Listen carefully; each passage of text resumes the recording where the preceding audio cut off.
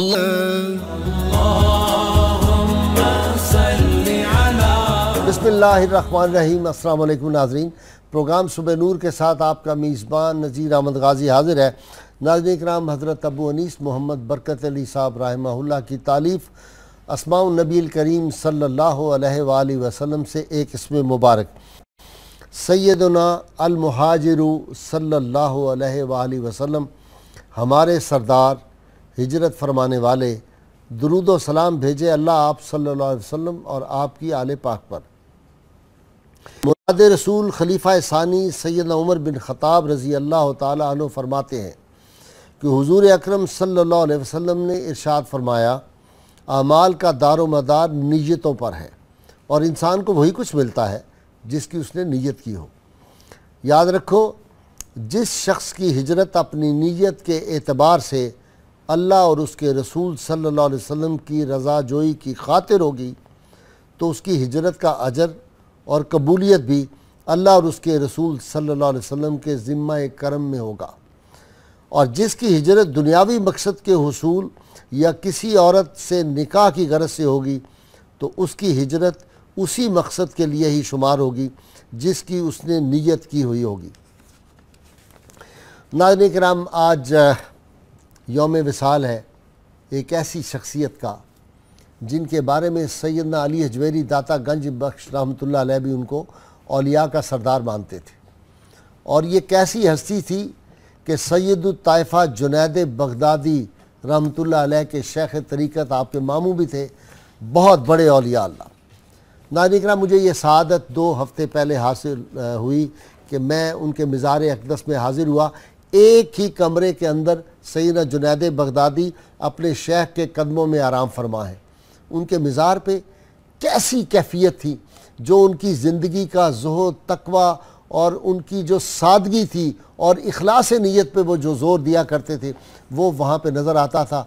उनके मज़ार पे जा के भी आदमी पे इनकसारी की एक ख़ास कैफियत तारी हो जाती है। नाज़रीन किराम, हज़रत सरी सख्ती रहमतुल्लाह अलैह औलिया के सरदार सरताजुल औलिया जिन्हें कहा जाता है, जा रहे थे, रास्ते में देखा एक आदमी शराब में धुत है और शराब पी हुई है, उसके मुंह से बू आ रही है, लेकिन फितरत शायद नेक थी, कुदरत के करम होने थे, वो अल्लाह अल्लाह पुकार रहा था और शराब में बिल्कुल मदोश, दुनिया माफिया से बेखबर हुआ था।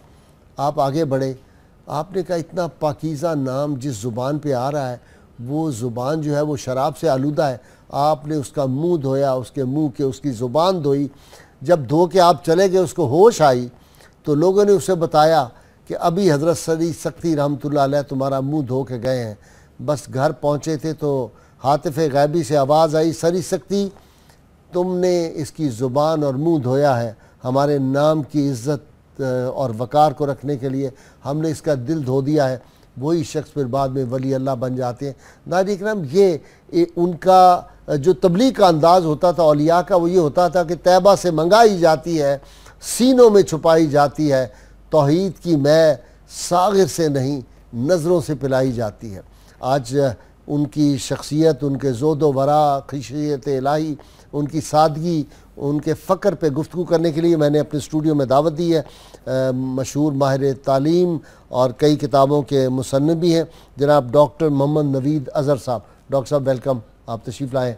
और उनके साथ हैं माहिर तालीम, मेरे मेहमान बनते रहते हैं, आप उनसे वाकिफ़ हैं, डॉक्टर सईद अहमद सईदी साहब, और साथ नौजवान स्कॉलर प्रोफेसर बशारत सिद्दीक़ अज़हरी। आप तीनों को जी खुश आमदीद।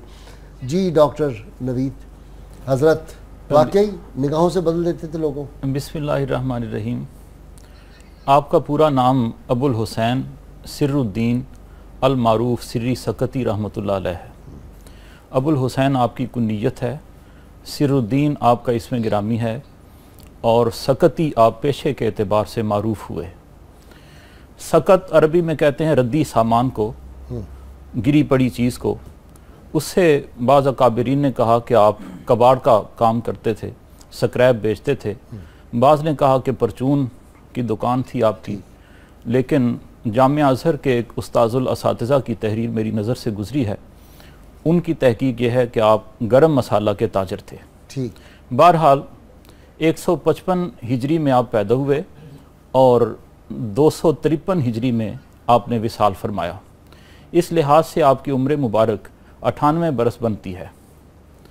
میں اس بات کو یوں ادا کرنا چاہتا ہوں کہ ایک پوری صدی آ کر آپ کے قدموں سے لپٹ گئی اور آپ نے اپنے انوار و تجلیات سے اس کے چہرے کو چمکا کر رکھ دیا۔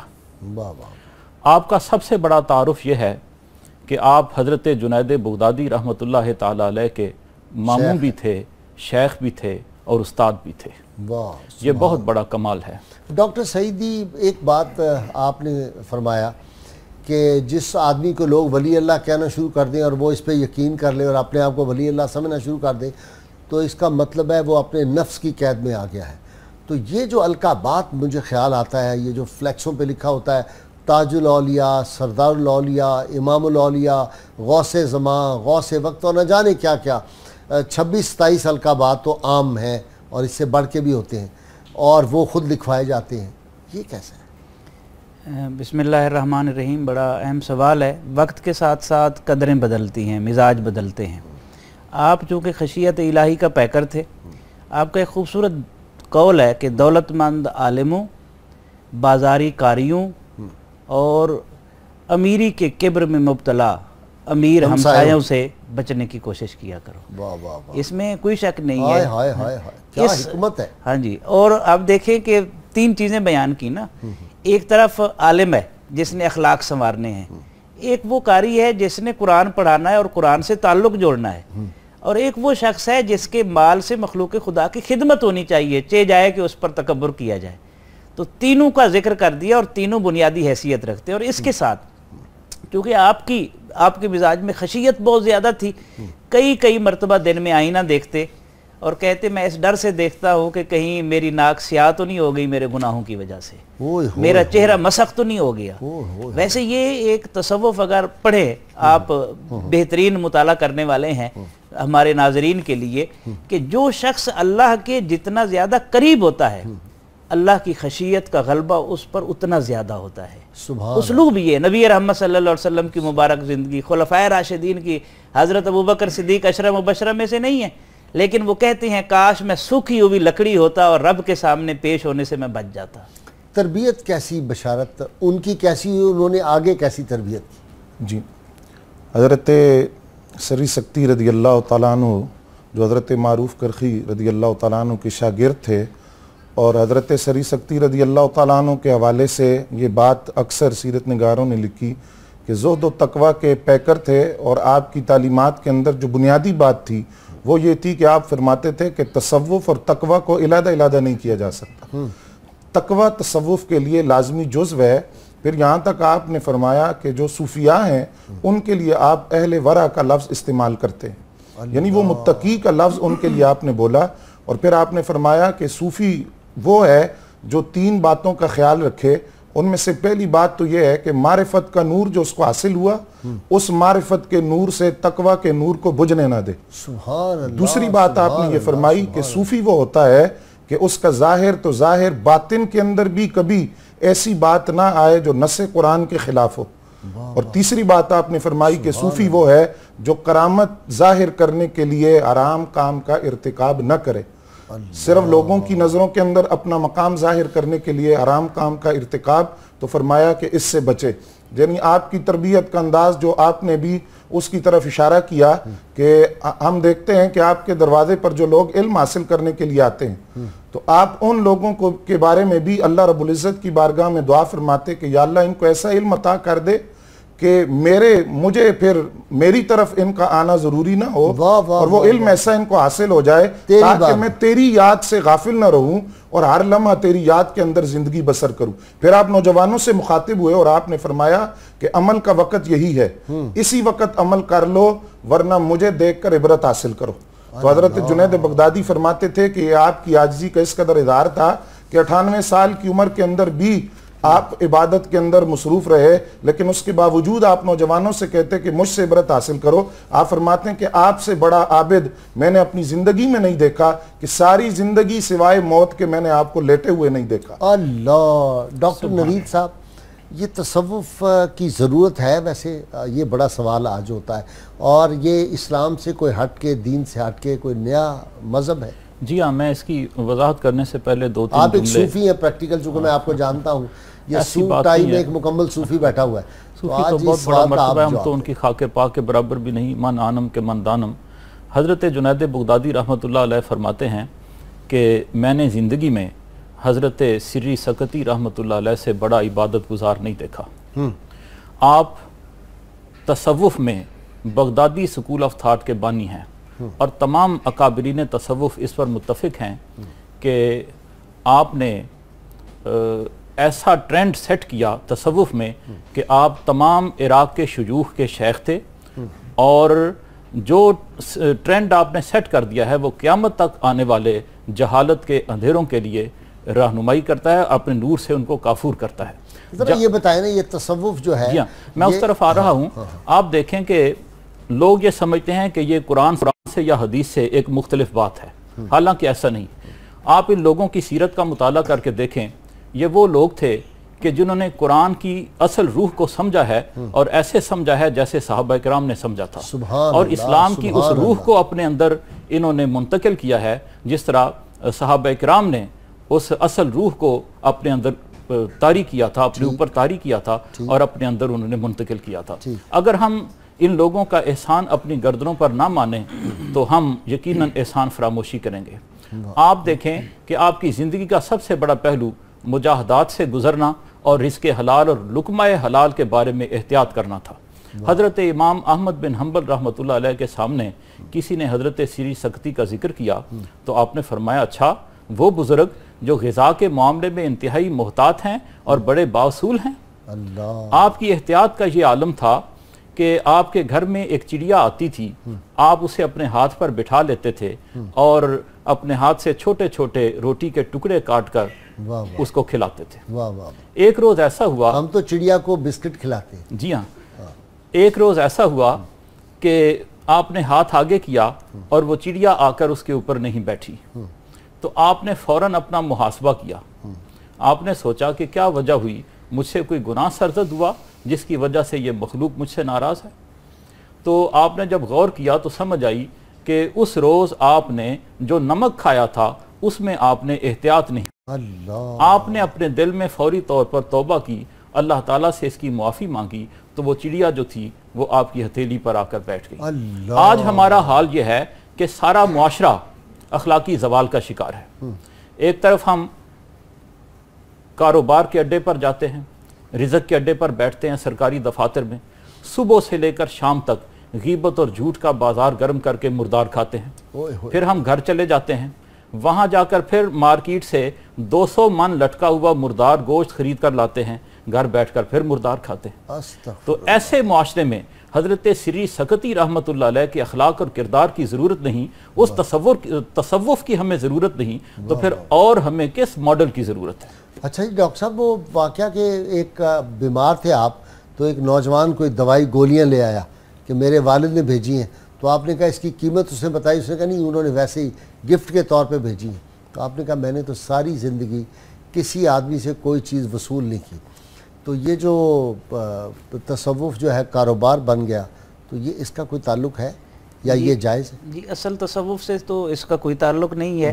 اصل میں کچھ چیزیں وقت کے ساتھ جب تبدیل ہوئی ہیں، علامہ نے کہا تھا کہ صوفی کی طریقت میں فقط مستی احوال، ملا کی شریعت میں فقط مستی گفتار، شاعر کی نوا مردہ و افسردہ و بے ذوق، افکار میں سر مست نہ خوابیدہ نہ بیدار، وہ مرد مجاہد نظر آتا نہیں مجھ کو، ہو جس کے رگو پے میں فقط مستی کردار۔ ڈاکٹر صاحب، تصوف عین اسلام ہے یا جوہر اسلام ہے، دین کی روح ہے؟ جی میں یہی عرض کرنے لگا ہوں، تصوف جو ہے وہ روح ہے، جوہر ہے اسلام کا۔ جس طرح آپ دیکھیں آج بھی اسلام کی اصلی تصویر دیکھنی ہو تو خلفائے راشدین کے بعد ہماری نظر کس کی طرف اٹھتی ہے؟ صوفیاء کی طرف ہی تو اٹھتی ہے، پریکٹیکل صوفی۔ حضرت دیکھیں نا، صوفی کوئی کونے میں بیٹھنے والا شخص نہیں ہوتا، مرد میدان ہوتا ہے۔ آپ تجارت کرتے تھے اور ہر 10 دینار پر نصف دینار آپ پروفٹ لیتے تھے۔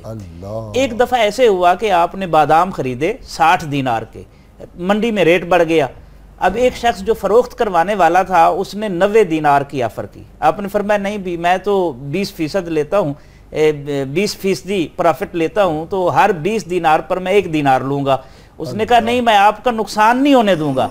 तो आपने मुस्कुरा कर फरमाया तू अब मेरा नुकसान नहीं होने देता और मैं अपना उसूल नहीं तोड़ सकता। आज देखें 1 रुपए की चीज लाते हैं और 10 रुपए में बेचते हैं और कोई पूछने वाला नहीं है। हमारी मार्केट में जो प्राइस की कीमत जो और जाली बनी होती है, असली नहीं होती, और कसम खाते हैं कि ये असली है। तो इसलिए जो आपने पॉइंट उठाया है, हकीकत में ये जो तसव्वुफ है ये दीन की रूह है, दीन की जौहर है, और जो इस तक पहुंच जाता है यकीनन वो इस्लाम तक पहुंच जाता है, और जो इससे दूर हो जाता है वो इस्लाम से भी दूर हो जाता है। और फिर उसकी ज़ुबान से ऐसे लफ्ज़ अदा होते हैं जो शरीयत के माथे पर भी कलंक बन जाते हैं और इंसानियत के लिए भी शर्मिंदगी का दाग बन जाते हैं। बशारत, रमज़ान शरीफ का महीना है, हम बैठे हुए हैं, तो रमज़ान में कीमतें हमारे यहाँ बहुत बढ़ा देते हैं लोग। मैं यूरोप में था चंद बरस पहले, रमज़ान शरीफ वहाँ था, तो वहाँ उन्होंने लिख के लगाया हुआ था, यहूदियों के स्टोर में भी दीगर के भी, कि रमज़ान शरीफ स्पेशल डिस्काउंट, और वो वाकई डिस्काउंट था। यानी हमारी तरह नहीं ये जो लूट सेल सारा साल चलती रहती है और कीमतें पहले जाली लिखते हैं कि 200 रुपया लिख दिया और फिर कहा कि जी 100 रुपये की हम दे रहे हैं, इस तरह नहीं, वो एक्चुअल कीमतें मैं देख के हैरान हो गया। तो ये हम जो कीमतें बढ़ाते हैं तो अल्लाह का फजल होता है ये कि भाई रमज़ान शरीफ में बरकत आ जाती है दुकानदार की, ये ठीक है, जायज़ है। असल में बात तो सोच की और एहसास की है, मखलूक के साथ हमदर्दी, उसकी गमख्वारी।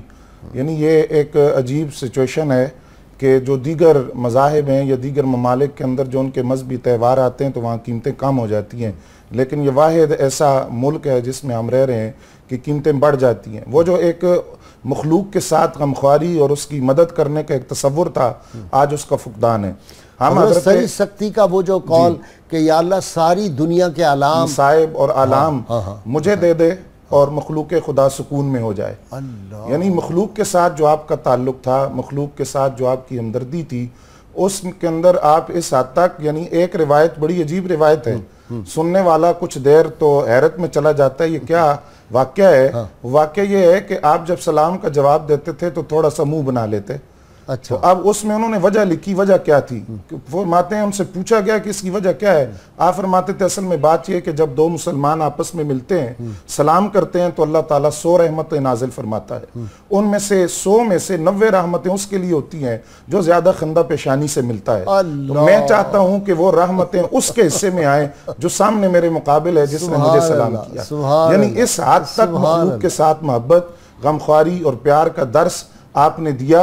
और ये देखें कि फिर इसका एक वाकया जो बड़ा खूबसूरत वाकया, ये मैं जब दोबारा आता हूँ तो आपसे सुनता हूँ। जी नाज़रीन किराम, मुख्तसर सी ब्रेक, हमारे साथ रहिएगा। जिक्र औलिया के सरदार का, और कैसा खुशबूदार जिक्र है कि इस सुनने से भी अल्लाह ताला बहुत सवाब अता फरमाते। हमारे साथ रहिएगा।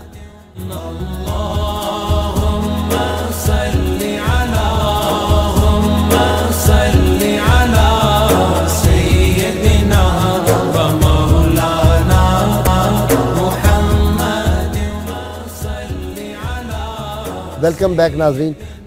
डॉक्टर अज़हर साहब, अभी प्रोफेसर बशारत ने बड़ी खूबसूरत बात की कि आप फरमाया करते हैं हज़रत सरी सकती कि दुनिया के सारे गम आलाम अल्लाह मुझे दे दे, लोगों को सुकून अता फरमा दे उसके बदले में।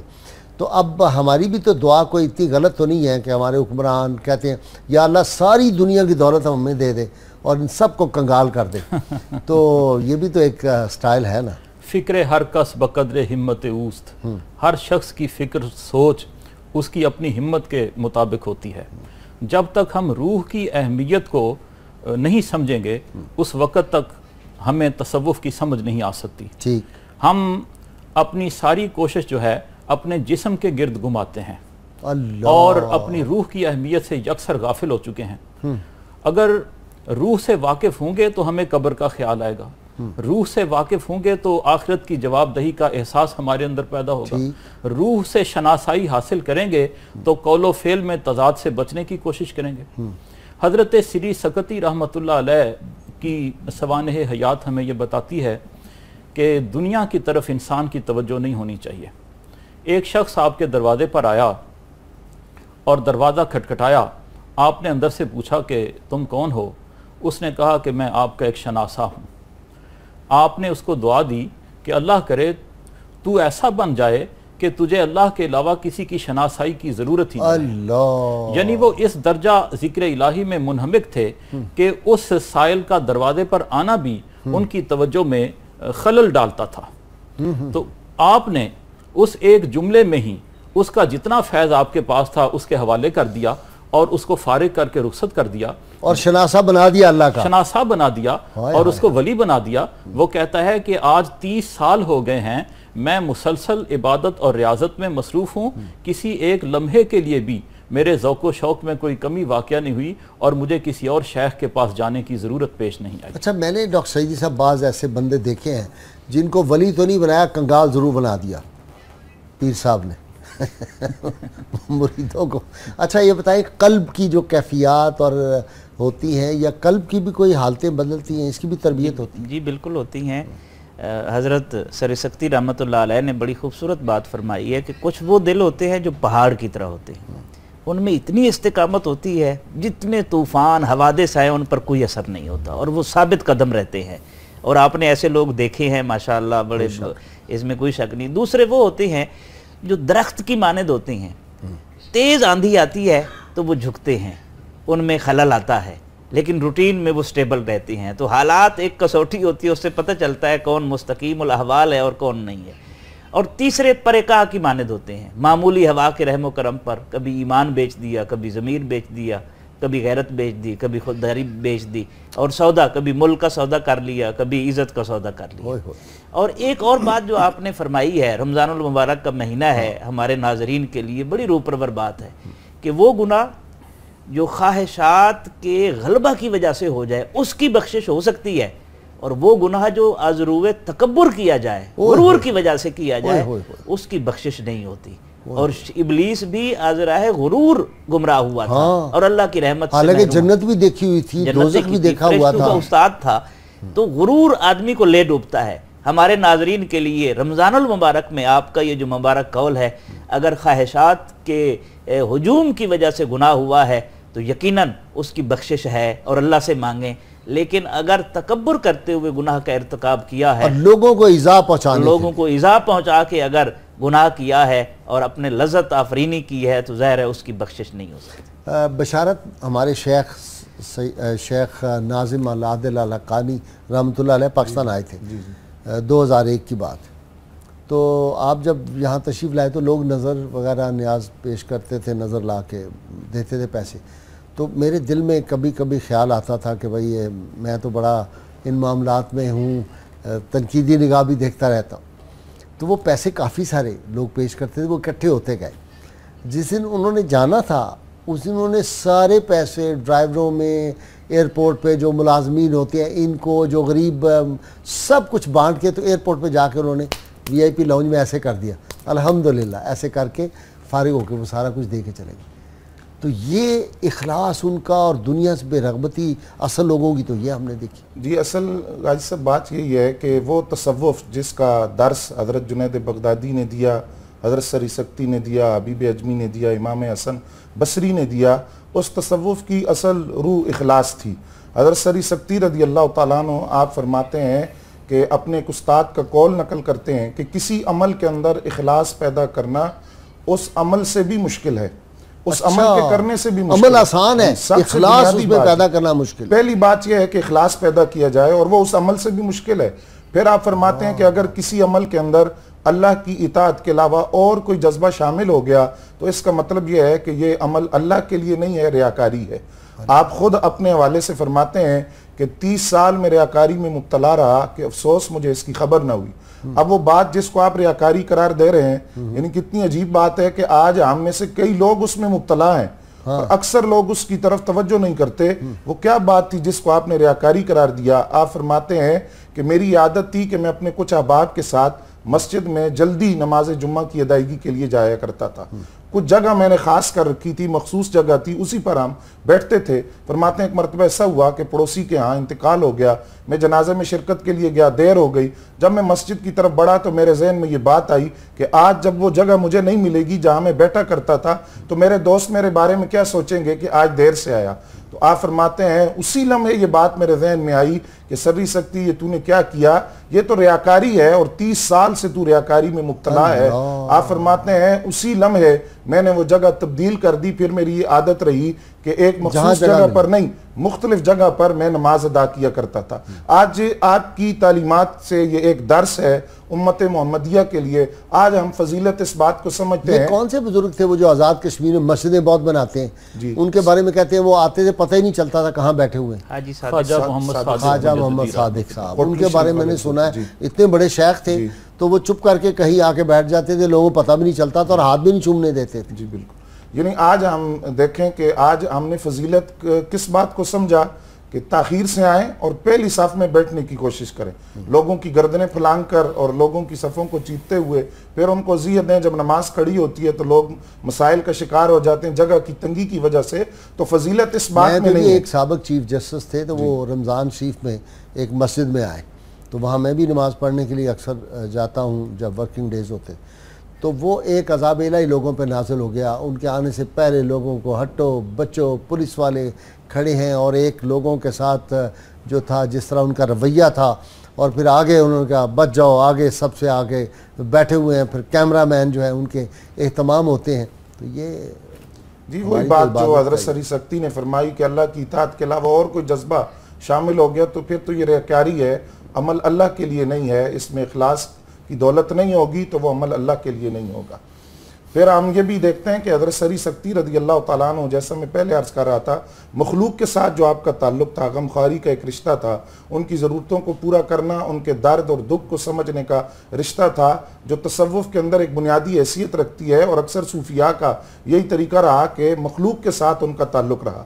حضرت سری سکتی رضی اللہ تعالیٰ عنہ کی دکان جہاں تھی ارد گرد آگ لگ گئی، باقی دکانیں جل گئی، آپ کی دکان بچ گئی۔ جب آپ کو اطلاع ملی تو اس پر آپ خوش ہوئے اور آپ نے اللہ کا شکر ادا کیا، لیکن فوراً اسی لمحے آپ نے فرمایا کہ سری سکتی یہ کیا ہوا کہ اپنی دکان بچنے پر آپ خوش ہوئے لیکن جو مخلوق کی دکانیں جل گئی اور جس مصیبت کے اندر وہ مبتلا ہوئے اس کا احساس نہ ہو سکا۔ آپ فرماتے ہیں اس بات پر میں 30 سال اللہ کی بارگاہ سے مغفرت طلب کرتا رہا۔ اور اگلی بات یہ کی کہ اپنی دکان کا سارا مال جو تھا وہ بیچ کر سب ان لوگوں میں تقسیم کیا جن کی دکانیں جل گئی تھی کہ میں بھی ان کے برابر آ جاؤں۔ اچھا جی، یہ کیسی تربیت یہ لوگ کرتے ہیں؟ جی ہاں، آپ کا جو انداز تربیت تھا، حضرت جنید بغدادی رحمۃ اللہ تعالی علیہ فرماتے ہیں کہ جب آپ یہ چاہتے تھے کہ میں آپ سے علم حاصل کروں تو آپ مجھ سے سوال کرتے تھے۔ اچھا، یہ جملہ پڑھ کر مجھے یونانی فلسفی سقراط یاد آتا ہے۔ سقراٹک میتھڈ یہ تھا کہ جب سقراط سے کوئی سوال کرتا تھا تو وہ ڈائریکٹ جواب دینے کی بجائے اس سائل کے اوپر سوالات کی ایسی بوچھاڑ کرتا کہ اس کے جوابات سے اس کو ایک ایسا جواب نکال کر تلاش کر کے دیتا کہ وہ مطمئن ہو جاتا۔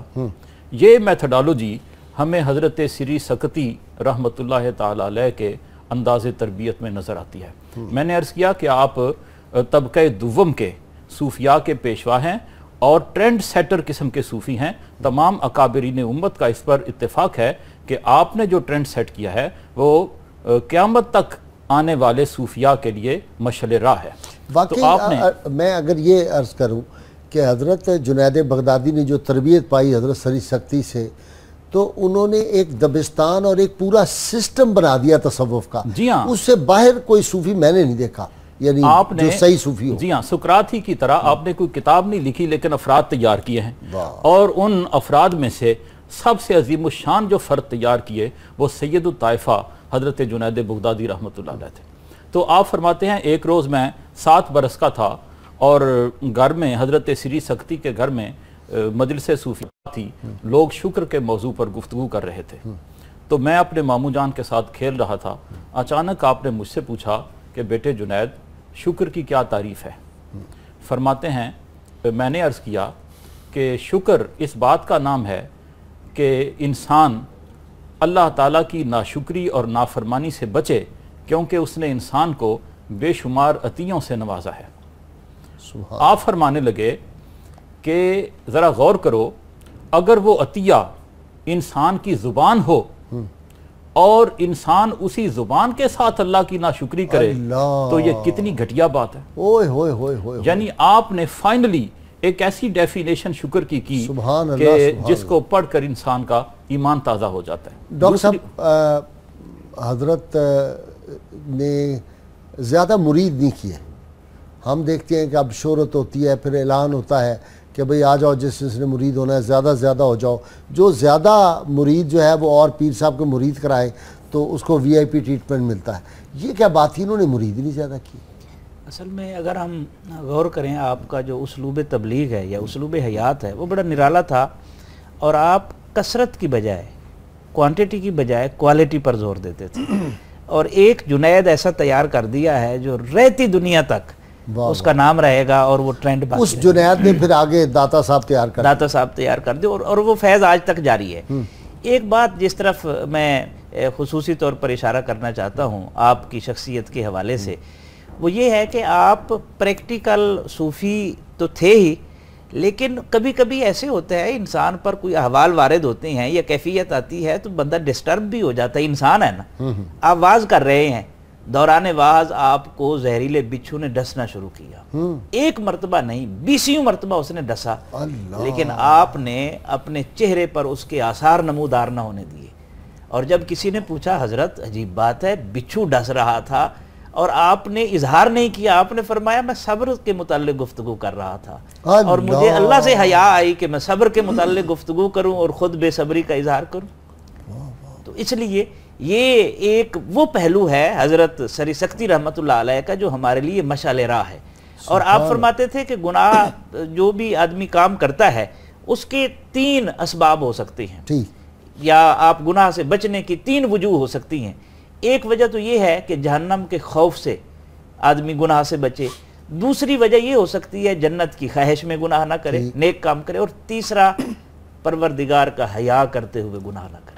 پروردگار کا حیا کرتے ہوئے آدمی گناہ سے بچے، یہ بہت اعلیٰ درجہ ہے۔ کرامات بھی آپ کی بے شمار؟ جی بالکل، آپ کی کرامات بھی ہیں، اور چونکہ آپ ایک ولی کامل تھے لیکن ان کرامات کا بہت زیادہ آپ نے اظہار بھی نہیں کیا، شہرت اور چرچا بھی چھپاتے تھے، جی بالکل اس کو چھپاتے تھے۔ ایک خاتون آپ کے پاس حاضر ہوئیں اور انہوں نے کہا کہ میں آپ کی پڑوسی ہوں اور میرے بچے کو کچھ چوکیدار اٹھا کر لے گئے ہیں، مجھے یہ اندیشہ ہے کہ وہ اس بچے کو ضرر پہنچائیں گے، تو آپ ان کے پیچھے جائیں اور تعاقب کریں اور اس بچے کو لے آئیں۔ تو آپ فوراً اٹھے اور آپ نے نماز پڑھنا شروع کر دی۔ جب نماز سے آپ فارغ ہوئے تو اس نے پھر عرض کیا کہ میں نے آپ سے عرض کیا کہ میں آپ کی پڑوسی ہوں، تو آپ اس پڑوس کا حق ادا کریں اور پیچھے جا کر اس بچے کو بچائیں۔ تو آپ نے فرمایا بی بی میں تیری حاجت روائی میں ہی لگا ہوا ہوں۔ یہ نماز میں نے اسی لیے پڑھی، اللہ رب العزت کی بارگاہ کے اندر جو درخواست ہے وہ میں نے یہی درخواست کی، اسی لمحے اطلاع آ گئی کہ وہ بچہ گھر واپس پہنچ گیا ہے۔ سبحان وہ جو اللہ والوں کی نگاہ کے اندر ایک تاثیر تھی یا ان کی دعاؤں کے اندر جو ایک اثر تھا، آپ خود جو زہد و تقویٰ کا آپ کا عالم ہے، امام احمد بن حنبل بھی آپ کے اس پر سلامی عقیدت پیش کرتے ہیں کہ آپ نے جیسا فرمایا کہ دکان انہوں نے چھوڑ دی تھی، تو اس کے بعد بہن جو تھی وہ سود کاٹ کر آپ کا خرچہ کرتی تھی، کھانا کھلاتی تھی، تو کہیں سے کان میں یہ آواز پڑ گئی کہ اس کے اندر ملاوٹ ہوتی ہے، تو آپ نے وہ کھانا چھوڑ دیا۔ اور امام احمد بن حنبل کو شکایت پہنچی آپ کی بہن کی کہ خاتون یہاں روٹیاں لے کر آتی ہے، جھاڑو لگاتی ہے، اور آپ روٹی قبول کر لیتے ہیں، جبکہ میں ہمشیرہ ہوں، کھانا بیچتی ہوں، تو آپ نہیں کھاتے۔ تو آپ نے امام احمد بن حنبل کو جواب دیا کہ اصل میں بات یہ ہے کہ جب سے میں نے اللہ کی خاطر مشکوک کھانا چھوڑا، اللہ رب العزت نے دنیا کو میرے لیے مسخر کر دیا۔ اب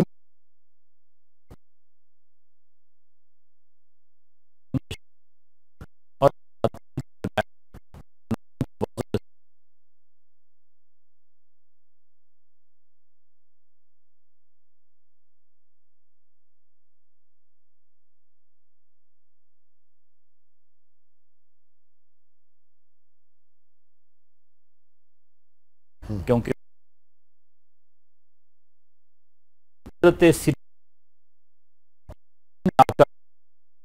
کہ تمہیں التجا کرتے رہے کہ تم انہیں واضح نصیحت کرو، تم نہ مانیں۔ عراق کے اور بغداد کے سارے شیوخ نے تم سے ریکویسٹ کی، تم نہ مانیں۔ میں نے ذاتی طور پر تم سے درخواست کی، تم نہ مانے، اب رسول اللہ صلی اللہ علیہ وسلم نے تمہیں حکم دیا ہے تو اب انکار نہ کرنا، اس کی تعمیل کرنا۔ واہ واہ واہ واہ، وہ جو وہم آپ کے دل میں پیدا ہوا تھا وہ محو ہو گیا۔ سبحان اللہ، سبحان معمولات سے فارغ ہوئے تو آپ حضرت سری سکتی رحمۃ اللہ علیہ کے گھر تشریف لے گئے اور جا کر پوچھا کہ آپ کو اس خواب کا کیسے پتہ چلا؟ اب ان کو یقین آ چکا تھا حضرت جنید کو کہ میں مرتبے میں ان سے بڑھ نہیں سکتا، کہ وہ میرے تمام احوال اور کیفیات کو دیکھتے ہیں لیکن میں ان کے احوال سے واقف نہیں، مجھے ان کے احوال کا پتہ نہیں چلتا۔ تو حضرت سری سکتی فرمانے لگے کہ میں نے خواب میں دیدار الہی کیا تو اللہ تعالیٰ رسول اللہ صلی اللہ علیہ وسلم سے فرما رہے تھے کہ آپ جنید بغدادی کو نصیحت کریں کہ وہ بعض و نصیحت کی طرف توجہ۔ اچھا ڈاکٹر صاحب، ایک دفعہ آپ نے فرمایا کہ جنازے میں میرے جو لوگ آپ کے وصال کے بعد ایک ولی اللہ نے دیکھا تو ایک رجسٹر تھا آپ کے پاس، تو آپ نے کہا جن لوگوں نے، ان کا کیسا اللہ نے آپ کے ساتھ معاملہ کیا؟ انہوں نے کہا جتنے لوگ میرے جنازے میں آئے تھے ان کو بھی اللہ نے بخش دیا، مجھے تو بخش ہی دیا لیکن ان کو بھی بخش دیا۔ تو وہ ولی اللہ کہنے لگے کہ دکھائیں رجسٹر، دیکھا، انہوں نے کہا میرا نام نہیں ہے، تو آپ نے دوبارہ جب اس کو دکھایا تو وہ حاشیے پہ ان کا نام سائڈ پہ لکھا ہوا تھا۔ یعنی ان لوگوں کے جنازے میں جانے سے بھی بندے بخشے، بالکل۔ اور کیا مقام ہے۔ ایک بات جو خصوصی طور پر ڈاکٹر صاحب نے چھیڑی ہے، میری خواہش ہے میں اس کی وضاحت کر دوں کہ جو صوفی ہوتا ہے نا، انہوں نے پوچھا تھا کیسے پتہ چلا، حضرت جنید بغدادی نے عرض کی کہ آپ کو کیسے پتہ چلا؟ حضور صلی اللہ علیہ وسلم نے مجھے حکم فرمایا ہے۔ صوفی ہوتا ہی وہ ہے جس کے فکر و نظر رخ والضحیٰ کا طواف کرتے ہیں۔ آپ دیکھتے نہیں حضرت ذوالنون مصری رحمۃ اللہ علیہ کا وصال ہوتا ہے، 70 اولیاء اللہ نے خواب میں دیکھا کہ رسول اللہ صلی اللہ علیہ وسلم تشریف فرما ہے اور استفسار پر فرمایا میں ذوالنون کے استقبال کے لیے آیا ہوں۔ اب 70 کو کیسے پتہ چلا تھا؟ نہیں، بلکہ ان کا جب وصال ہوا تو تب بھی ایک مخلوق کا ہجوم آ رہا تھا اور لوگ کہہ رہے تھے آسمان سے آوازیں آ رہی ہیں کہ میرا بندہ آج فوت ہو گیا، اور ان کے جنازے میں اس سے پتہ چلتا ہے کہ جو صوفی ہوتا ہے وہ مصطفیٰ کریم صلی اللہ علیہ وسلم کے پیچھے پیچھے اس کی نظر چل رہی ہوتی ہے۔ حضرت امام بوصیری نہیں ہے، جب ایک درویش نے صبح آ کر دروازہ کھٹکھٹایا اور کہا جناب بوصیری مجھے بھی وہ قصیدہ سنایا جو رات کو رسول اللہ کو سنایا ہے صلی اللہ علیہ وسلم۔ صوفی ہوتا ہی وہ ہے جس کے فکر و نظر رخ والضحیٰ کے پیچھے پیچھے چلتے ہیں۔ اور اس حوالے سے ایک اور بات، آپ کی جو توبہ کا واقعہ ہے، ایک مختلف واقعات موجود ہیں لیکن ایک واقعہ جس سے آپ کی ذوق و شوق کی آگ بھڑکی ہے وہ واقعہ ہے جب حضرت معروف کرخی رحمۃ اللہ علیہ نے ایک یتیم بچہ آپ کے سپرد کیا اور آپ نے عید کے موقع پر اس کو جب لباس زیب تن کرایا نا، آپ فرماتے ہیں پھر اللہ نے ایسی میرے دل کے اندر آگ لگائی اپنے عشق کی کہ وہ بجھی نہیں ہے۔ تو اس سے تو یہ پتہ چلتا ہے بشارت کی مخلوق کی خدمت، جی بالکل، یعنی یتامہ کی، بیواؤں کی، مساکین کی خدمت کریں تو غریبوں کے ساتھ ہمدردی اگر ان پہ خرچ کریں تو پھر اگر غریبوں کو لوٹے پھر تو روحانیت میں تو فارغ ہو گیا۔ جی میں نے عرض کیا کہ اصل میں یہی تصوف کے اندر بنیادی چیز یہی ہے، درد مخلوق کا۔ جی بالکل۔ ایک بات حضرت سری سکتی رضی اللہ تعالیٰ عنہ کے حوالے سے میں عرض کرنا چاہوں گا، آپ کی زندگی کے اندر عاجزی کا پہلو بھی بڑا نمایاں نظر آتا ہے، باوجود اس کے کہ حضرت جنید بغدادی رضی اللہ تعالیٰ عنہ آپ کو اپنے زمانے کا سب سے بڑا عابد قرار دیتے ہیں، لیکن آپ کیا فرماتے ہیں کہ میں روزانہ آئینہ دیکھتا ہوں کہ میرا چہرہ کہیں معصیت کی وجہ سے سیاہ تو نہیں ہو گیا۔ ایک مقام پر آپ پھر فرماتے ہیں کہ میں اللہ تعالیٰ کی بارگاہ میں عبادت بھی کرتا ہوں اور عرض بھی کرتا ہوں کہ یا اللہ پتہ نہیں میں نے تیری بندگی کا حق بھی ادا کیا یا نہیں کیا۔ پھر غازی صاحب دیکھیے زہد و تقویٰ کا یہ عالم کہ آپ فرمائیں کہ مجھے بغداد کی زمین پر نہ دفنانا، مجھے اس بات کا ڈر ہے کہ یہ زمین اگر مجھے قبول نہیں کرے گی تو وہ لوگ جو میرے بارے میں حسن ظن رکھتے ہیں وہ بدگمانی میں مبتلا نہ ہو جائیں۔ ایک صوفی کہ جو زہد اور تقویٰ کے اس مقام پر تھا لیکن ان کی عاجزی کا یہ عالم تھا۔ پھر حدیث رسول صلی اللہ علیہ وسلم کے ساتھ جو آپ کی محبت تھی، آپ نے حضرت جنید بغدادی کو بھی یہ وصیت فرمائی کہ صوفی محدث نہ بننا، محدث صوفی بننا۔ اور آپ نے اقوال کے ذریعے بھی آپ نے حضور صلی اللہ علیہ وسلم کے اقوال کی عملی تصویر پیش کی۔ ایک موقع جب آپ بیمار تھے تو کچھ لوگ آپ کی تیمارداری کے لیے آئے، بہت دیر تک وہ بیٹھے رہے، آپ پیٹ کی سخت تکلیف میں مبتلا تھے۔ جب اٹھ کر جانے لگے تو انہوں نے کہا حضرت آپ دعا کر دیں، تو آپ نے فرمایا یا اللہ ان کو اپنے نبی کے طریقے کے مطابق عیادت کرنے کی توفیق عطا فرما۔ اب نبی علیہ السلام کی حدیث کیا ہے؟ سرکار نے فرمایا بہترین عیادت وہ ہے جو مختصر ہو، اور اس کے ذریعے آپ نے ان کو یہ تعلیم دی کہ حدیث رسول پر عمل ہو تو آپ چونکہ محدث، پہلے محدث تھے، پھر آپ صوفی تھے، تصوف کی طرف آئے، تو حدیث رسول صلی اللہ علیہ وسلم کے ساتھ بھی آپ کی بڑی محبت تھی۔ پھر جو دیدار الہی کا ایک شوق تھا کہ آپ خود فرماتے تھے یا اللہ اگر تو مجھے عذاب دینا چاہے تو تجھے اختیار ہے، لیکن مجھے حجاب ذلت کا عذاب نہ دینا کہ تیرے اور میرے درمیان کوئی چیز عائل ہو جائے اور مشاہدہ حق سے میں محروم ہو جاؤں۔ آپ فرماتے تھے کہ جنت میں جنتیوں کو جتنی بھی نعمتیں ملتی ہیں اتنی اور بھی دے دی جائیں، لیکن اگر دیدار الہی نہ ہوا تو ان نعمتوں کا کوئی فائدہ نہیں ہوگا اور وہ ہلاکت کا سبب ہوں گی۔ اور فرمایا جہنم کے اندر جو لوگ عذاب میں مبتلا ہوتے ہیں، اگر ان کو وہاں دیدار الہی کروا دیا جائے تو اس عذاب کے باوجود ایسی کیف و مستی آئے گی کہ جس کا تصور بھی نہیں کیا جا سکتا۔ سبحان اللہ سبحان اللہ۔ بہت شکریہ ڈاکٹر صاحب آپ کا بھی، آپ تشریف لائے، ڈاکٹر سعیدی آپ کا، بشارت آپ کا۔ ناظرین کرام، کتاب الشفا سے نسخے کا وقت ہو گیا۔ سورہ طلاق کی آیت نمبر 2، وَمَن يَتَّقِ اللَّهَ يَجْعَلْ لَهُ مَخْرَجًا، نماز فجر کے بعد روزانہ 141 بار پڑھ کر پانی پر دم کر کے پینے سے دمہ اور سانس کی بیماریوں سے اللہ تعالیٰ نجات عطا فرما دیتے ہیں۔ شرط یہ بالآخر 11 مرتبہ کوئی بھی درود پاک جو آپ کو آتا ہو، اور انشاءاللہ تعالیٰ کتاب شفا تو ہم آپ کو تقسیم کر ہی رہے ہیں۔ سیدنا علی المرتضیٰ شیر خدا کا قول مبارکہ فرماتے ہیں، متقی لوگوں کی پہچان یہ ہے کہ ان کے اعمال ریاکاری سے پاک ہوتے ہیں، دل اللہ کے تقوی سے معمور ہوتے ہیں، اور آنکھیں خوف خدا سے ہمیشہ بھیگی رہتی ہیں۔